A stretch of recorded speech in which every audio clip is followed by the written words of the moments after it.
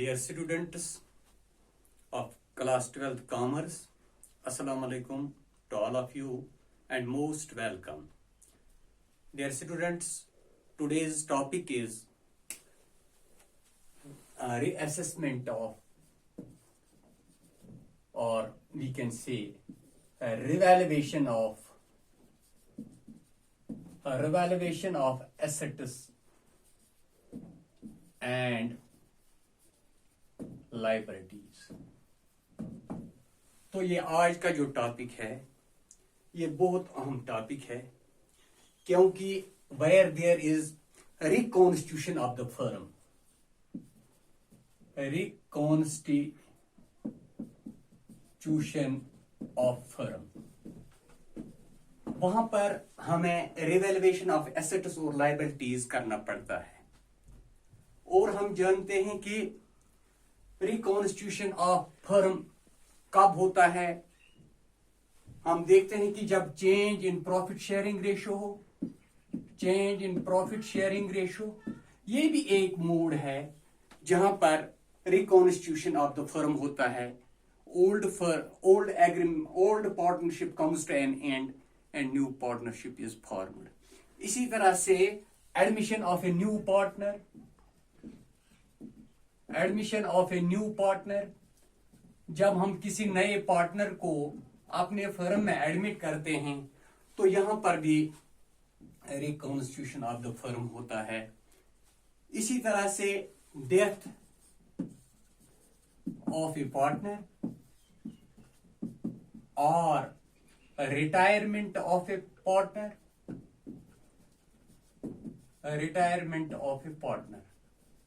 तो ये सारे केसेस ऐसे हैं जहां पर हमें revaluation of assets and liabilities की जरूरत पड़ती है, क्योंकि हम जानते हैं कि जो एसेट्स और लायबिलिटीज हैं they are shown at their book value.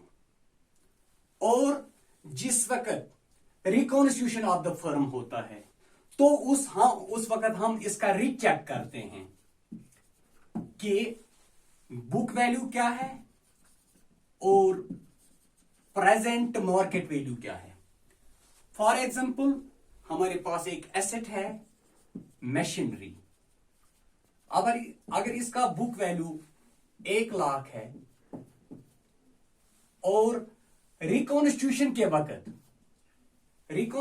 के वक्त अगर इसका 1,50,000 रुपया मार्केट वैल्यू है, तो यहां पर हम देखेंगे कि इसका बुक वैल्यू 1 लाख था और प्रेजेंट वैल्यू इसका 1,50,000 रुपया है। तो इसमें से 50,000 रुपया इस एसेट का कीमत बढ़ गया है। और ये 50,000 रुपए जो है ये ओल्ड पार्टनर्स का हक है और ये ओल्ड पार्टनर्स में डिवाइड होना चाहिए इन देयर ओल्ड प्रॉफिट शेयरिंग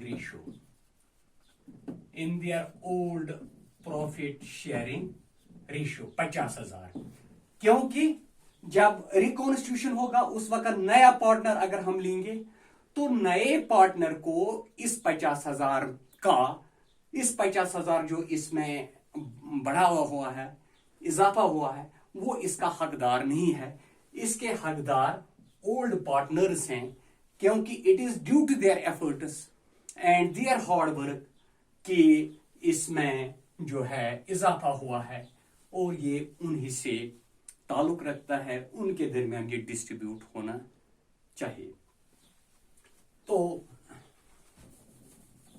ये ओल्ड प्रॉफिट शेयरिंग रेशियो में उनमें तकसीम होगा। इसी तरह से अगर किसी लायबिलिटीज में कोई इंक्रीज हुआ है, मिसाल के तौर पर लायबिलिटी 10,000 की थी और जब प्रेजेंटली हम देखते हैं कि इस वक्त ये लायबिलिटी 20,000 है और इस लायबिलिटी में जो इंक्रीज हुआ है तो ये लायबिलिटी जो है ये बियर करना पड़ेगा, इसमें जो कमी हुई है, और ये कमी पूरा करेंगे ओल्ड पार्टनर्स, यानी 20,000 की जो कमी इसमें इजाफा हुआ है तो ये 20,000 रुपए हम ओल्ड पार्टनर्स से रिकवर करेंगे इन their old profit sharing ratio. तो इस सूरत में हमें यहां पर जब रिवैल्यूएशन ऑफ एसेट्स और लायबिलिटीज है तो यहां पर हमें एक रिवैल्यूएशन अकाउंट भी बनाना पड़ता है, रिवैल्यूएशन अकाउंट, और यहां पर हमें जर्नल एंट्रीज भी करनी पड़ती हैं। तो एक चीज है इसमें हमें देखेंगे, पहले अगर इंक्रीज इन एसेट है, इंक्रीज इन एसेट वो इस रिवैल्यूएशन अकाउंट को डेबिट होता है, और रिवैल्यूएशन अकाउंट क्रेडिट होगा। इसी तरह से अगर डिक्रीज इन एसेट क्रेडिट होगा और इस रिवैल्यूएशन अकाउंट को वो रिवैल्यूएशन अकाउंट उस सूरत में डेबिट होगा। तो इसी तरह से अगर इंक्रीज इन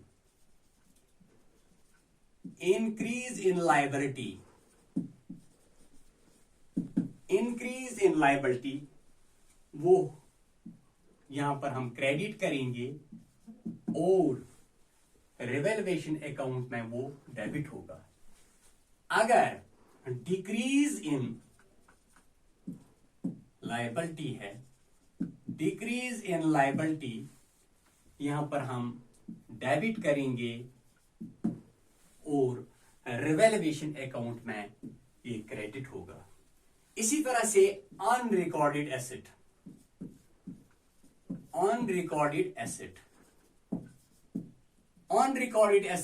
डेबिट होगा और यहां पर क्रेडिट। इसी तरह से अनरिकॉर्डेड लायबिलिटी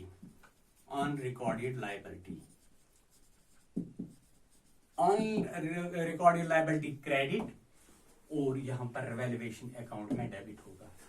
क्योंकि हम देखते हैं कि जब इंक्रीज इन एसेट है तो हम इसको डेबिट करते हैं, क्योंकि हमने देखा है कि asset when there is increase in asset that is debited as per modern approach.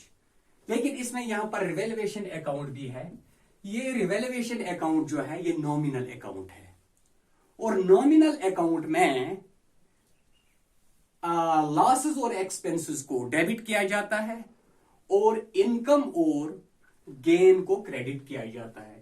चूंकि यहां इंक्रीज इन एसेट है तो इस तरह से इंक्रीज जो है इनकम है, तो रिवैल्यूएशन अकाउंट में, नॉमिनल अकाउंट में इंक्रीज इन इनकम वो क्रेडिट होगा, और यहां पर ये मॉडर्न अप्रोच के मुताबिक increase in asset that is debited. तो इसी तरह से अगर डिक्रीज इन एसेट है तो मॉडर्न अप्रोच के तहत डिक्रीज इन एसेट जो है दैट इज क्रेडिटेड, और जब डिक्रीज इन एसेट होता है तो कम होता है इसमें इनकम, तो इसलिए व्हेन देयर इज एक्सपेंस, ये रिवैल्यूएशन अकाउंट में हम देखेंगे कि रिवैल्यूएशन अकाउंट में एक्सपेंसेस और लॉसेस को डेबिट किया जाता है। तो इसी तरह से इंक्रीज इन लायबिलिटी हमने देखा कि मॉडर्न अप्रोच में increase in liability is credited, और लायबिलिटी में जो इंक्रीज है वो एक्सपेंस है, और एक्सपेंस जब हम देखेंगे नॉमिनल अकाउंट में एक्सपेंस जो है दैट इज तो increase in liability that is debited. तो इसी तरह से इंक्रीज इन लायबिलिटी जो है, लायबिलिटी डिक्रीज हुई, ये फायदा है, तो इसलिए मॉडर्न अप्रोच के तहत इसको डेबिट करते हैं, और चूंकि रिवैल्यूएशन अकाउंट के लिए वो इनकम है, क्योंकि जो डिक्रीज हुई है लायबिलिटी तो वहां पर क्रेडिट करेंगे। तो अनरिकॉर्डेड एसेट के बारे में भी, अनरिकॉर्डेड एसेट ये रिकॉर्ड नहीं हुआ था एसेट, तो इजाफा होगा एसेट में, तो हम इसको डेबिट करेंगे, और रिवैल्यूएशन अकाउंट के लिए इनकम है तो यहां पर क्रेडिट होगा। ऐसे ही अनरिकॉर्डेड लायबिलिटी है। और ये अनरिकॉर्डेड लायबिलिटी जो है, ये लायबिलिटी है लेकिन हमने रिकॉर्ड नहीं की थी, इसलिए ये लायबिलिटी है, एक्सपेंस है, तो क्रेडिट होगा। तो यहां पर भी ये एक्सपेंस जो है, तो इसलिए हम इस रिवैल्यूएशन अकाउंट में इसको डेबिट करते हैं। तो इस तरह से यहां पर मैं कुछ जर्नल एंट्रीज और साथ साथ रिवैल्यूएशन अकाउंट भी आपके सामने पेश करूंगा। ऐसे है, फॉर एग्जांपल हमारे पास एक एसेट है, उसमें इंक्रीज हुई है। मिसाल के तौर पर अगर हम लिखेंगे land and building, land and building, इसमें इंक्रीज हुआ है। अगर इस लैंड एंड बिल्डिंग का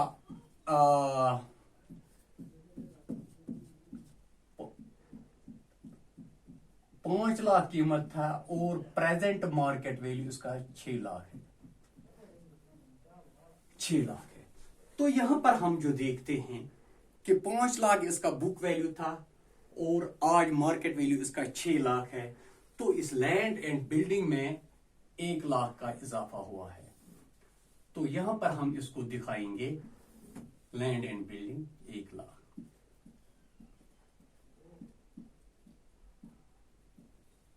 और यहां पर रिवैल्यूएशन अकाउंट, रिवैल्यूएशन अकाउंट में भी हम 1 लाख दिखाएंगे।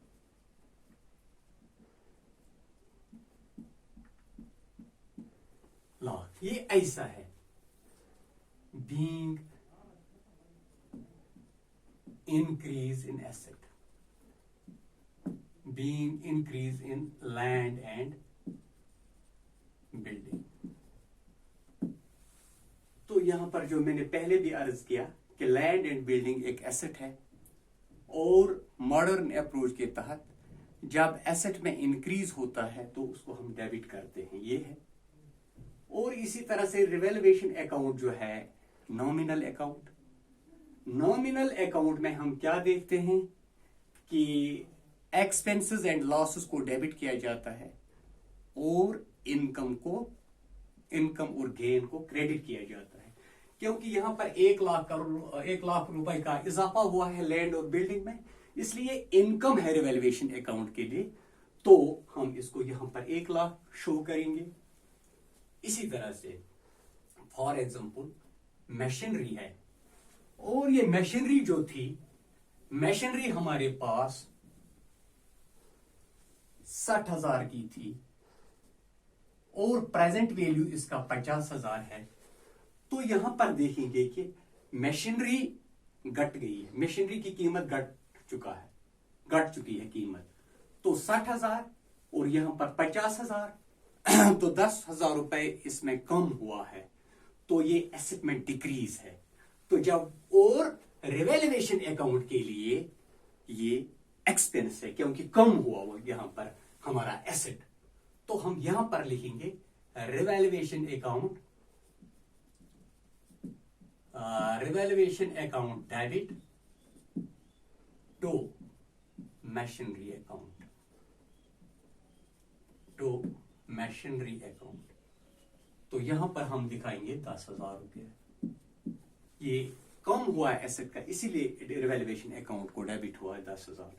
तो मशीनरी में हम यहां पर 10,000 दिखाएंगे। तो यहां हम लिखेंगे being decrease in the value of machinery, in the value of machinery. और इसी तरह से हम जब देखेंगे कि लायबिलिटी में अगर इंक्रीज हुआ है, लायबिलिटी ले लीजिए फॉर एग्जांपल क्रेडिटर्स,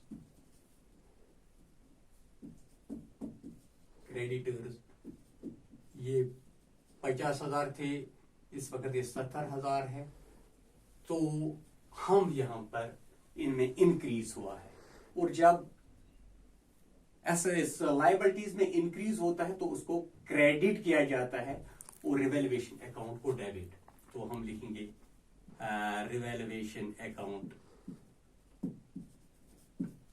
लिखेंगे डेबिट, और हम to creditors account, to creditors account, तो यहां पर हम लिखेंगे, यहां पर 20,000 है, 20,000, और यहां पर भी 20,000। तो यहां पर हम लिखेंगे बीइंग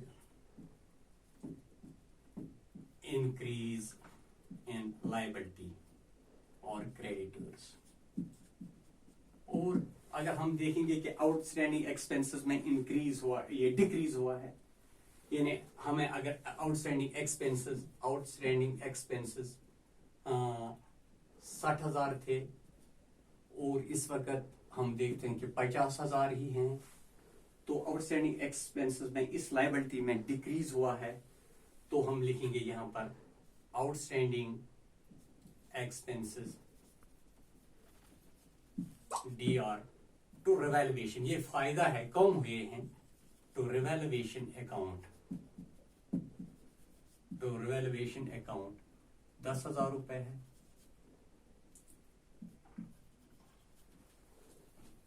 तो यहां पर है being decrease in outstanding expenses. ऐसे ही है, अगर हमें कोई अनरिकॉर्डेड एसेट है, उस एसेट का हमने इंद्राज नहीं किया था, आज हमें मालूम होता है कि ये अनरिकॉर्डेड रहा है। मिसाल के तौर पर हमारे पास ये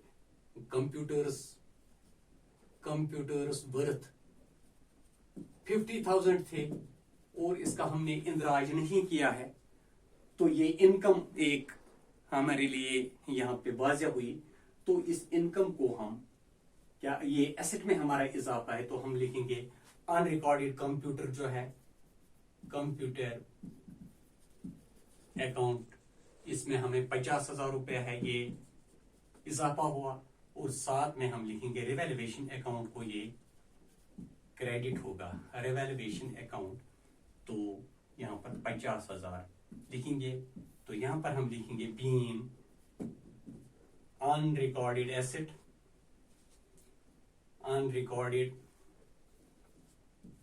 रिकॉर्डेड एसेट नाउ रिकॉर्डेड।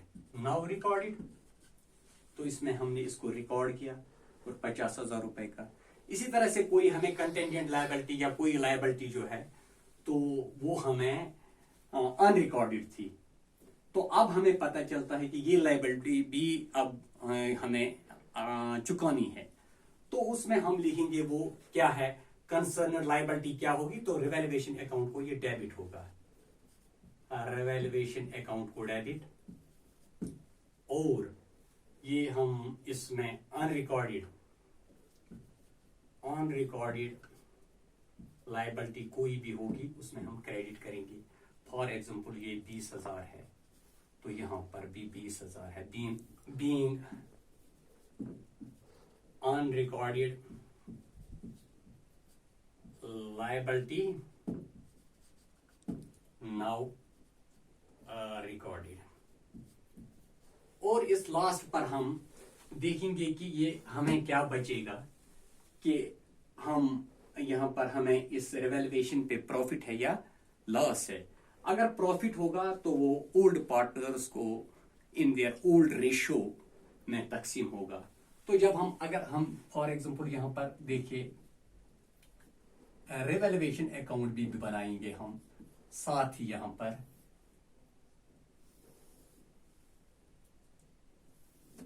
तो उस रिवैल्यूएशन अकाउंट में हम लिखते हैं पर्टिकुलर्स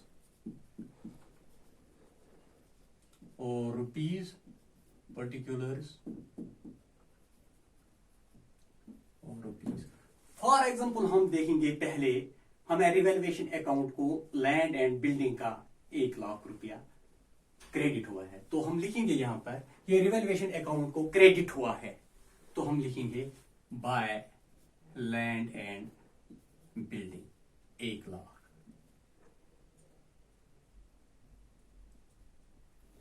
लाख रुपया।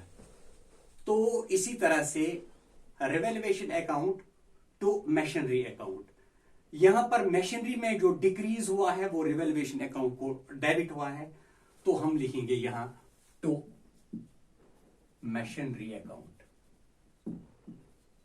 टू मशीनरी अकाउंट, और इसमें 10,000 रुपया है, 10,000 रुपया। तो हम देखेंगे फिर तीसरी एंट्री जो है उसमें रिवैल्यूएशन अकाउंट को डेबिट हुआ है 20,000 क्रेडिटर्स का, तो हम लिखेंगे यहां टू क्रेडिटर्स, ये इसको डेबिट हुआ टू क्रेडिटर्स 20,000, 20,000। इसी तरह से आउटस्टैंडिंग एक्सपेंसेस का जो है 1,00,000 रुपया, 10,000 रुपया, तो ये रिवैल्यूएशन अकाउंट को क्रेडिट हुआ है, तो हम लिखेंगे आउटस्टैंडिंग एक्सपेंसेस का हम लिखेंगे 10,000 रुपया, ये इसका क्रेडिट है। और इसी तरह से हम यहां पर लिखेंगे रिवैल्यूएशन, और ये आउटस्टैंडिंग एक्सपेंसेस भी आया, तो यहां पर कंप्यूटर्स जो है वो रिवैल्यूएशन अकाउंट को क्रेडिट हुआ है, तो हम लिखेंगे बाय कंप्यूटर्स, तो यहां पर 50,000 है, तो यहां पर 50,000 हम लिखेंगे 50,000। इसी तरह से अनरिकॉर्डेड लायबिलिटी का जो है, अनरिकॉर्डेड लायबिलिटी उसका आता है हमें 20,000। तो यहां पर रिवैल्यूएशन अकाउंट हमारा बना, तो हम इस रिवैल्यूएशन अकाउंट में देखेंगे कि यहां पर क्रेडिट साइड ज्यादा है या डेबिट साइड है। अगर क्रेडिट साइड है तो प्रॉफिट ऑन रिवैल्यूएशन है, that profit on revaluation will be transferred to the old partners capital accounts in their old ratio। तो जब हम यहां इसका टोटल करेंगे तो ये 1,00,000 है और ये 10,000 है और ये 50,000 है, तो ये 1,60,000 क्रेडिट साइड का, 1,60,000। जब हम क्रेडिट साइड का देखते हैं तो 1,60,000 है, और जब हम डेबिट साइड में देखेंगे तो ये 20 और 20 40 और 10 50,000 है। तो यहां पर डिफरेंस जो है 1,10,000 है। ये 1,10,000 जो है ये प्रॉफिट ऑन रिवैल्यूएशन है, फर्क है 1,10,000।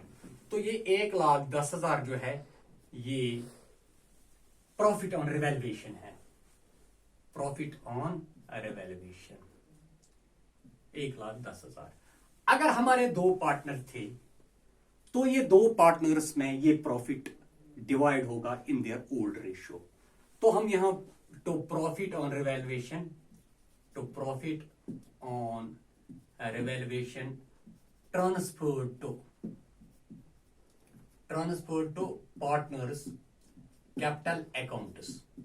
फॉर एग्जांपल ए और बी है, ए और बी, और ये ए और बी जो हैं इनमें ये प्रॉफिट जो है डिवाइड होगा इन their old profit sharing ratio.